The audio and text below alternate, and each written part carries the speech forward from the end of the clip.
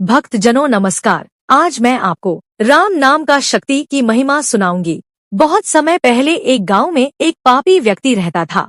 उसने जीवन भर किसी का भला नहीं किया, परंतु जब उसकी मृत्यु का समय आया तो भय से उसके मुख से अनजाने में श्री राम का उच्चारण हो गया। जब उसकी आत्मा यमलोक पहुंची तो यमदूतों ने आश्चर्य से यमराज से कहा, महाराज, इसने जीवन भर पाप ही पाप किए, लेकिन अंतिम क्षणों में प्रभु का नाम लिया है। अब इसका क्या निर्णय होगा? यमराज ने गंभीर होकर कहा, इस प्रश्न का उत्तर तो मैं भी नहीं दे सकता। चलो इसे स्वयं ज्ञान के स्वामी नारद मुनि के पास ले चलते हैं। नारद जी ने विचार कर कहा, राम नाम इतना पवित्र है कि उसका फल तो स्वयं प्रभु ही बता सकते हैं। हमें इसे श्री हनुमान जी के पास ले चलना चाहिए। हनुमान जी ने मुस्कुराते हुए कहा, राम नाम की महिमा असीम है। जिसने सच्चे भाव से जपा हो वह तो मुक्त हो जाता है, परंतु जिसने भयवश लिया हो उसे भी कोई न कोई पुण्य अवश्य मिलता है। इसका निश्चय केवल प्रभु राम ही कर सकते हैं। जब सब मिलकर भगवान श्री राम के चरणों में पहुँचे